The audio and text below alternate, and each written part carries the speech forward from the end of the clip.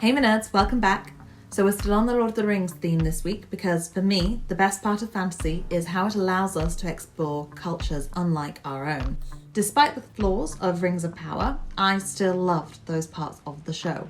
Like the scene where Durin complains to Elrond about how Elrond has missed Durin's wedding and the birth of his children.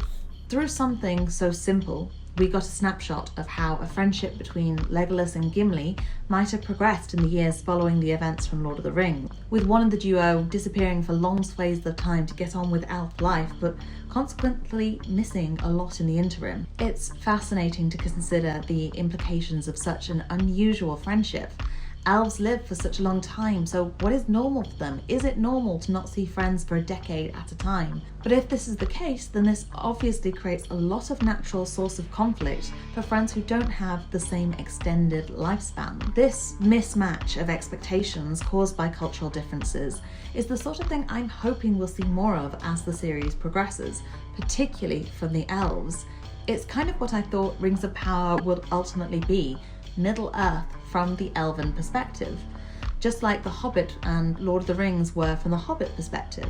They showed the perils of a hobbit leaving home and how people of smaller stature are consistently undervalued and underestimated.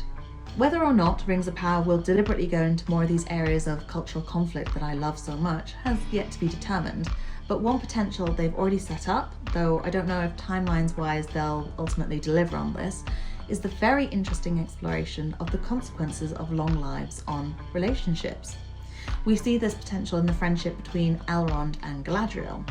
Elrond later marries Galadriel's daughter, making him her son-in-law, which isn't what the casual viewer of Rings of Power would assume. I've even seen some people on Twitter shipping those two getting together because of how close Galadriel and Elrond are.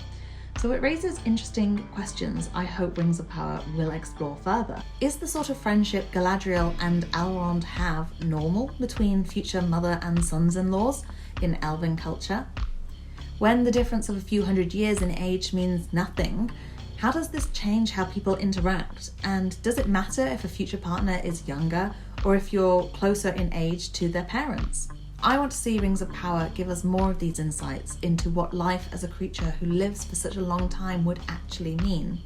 So here are just a few of the cultural changes I would love the writers to explore further. Firstly, do attitudes towards property and objects change? When you're more likely to outlive even your home, will you act differently towards those possessions? I once bought a ring from an antique shop, and the man who sold it said that people are only ever the temporary guardians of rings, and that it will survive long after I'm gone. I feel this way about my house. The thought that it was here during the Blitz, and of all the many people who've lived in it over the years and who will live in it in the future after I'm gone, just blows my little mind. But if you live for thousands of years, then the chances are that you may be the sole owner of many of your possessions. Metal rusts, mortar cracks, stone erodes. So will you come to think of possessions more like we do our pets? Items that you can only ever treasure for a certain period of time before ultimately you have to live on once they're gone. You're all well aware of my obsession with legacy, but how do attitudes towards legacy change when you've watched so much of the world change around you just by living so long? Another facet of elven culture I'd love to see explored more is how their attitude towards other races comes about. Tolkien's elves seem to gravitate naturally towards friendships with creatures that live longer. Wizards, trees, the Ents. Is this because they recognize a part of themselves in those other species that live for so many years? Perhaps they find it easier to connect with others who must linger longer or while watching the world around them change. Or do they just find it easier to speak with those with whom they can share an appreciation of a shared past they both lived through? Do elves view species that don't live so long, like humans, dwarves and hobbits, more like they do children, because they know their wisdom is limited because they haven't lived as many years?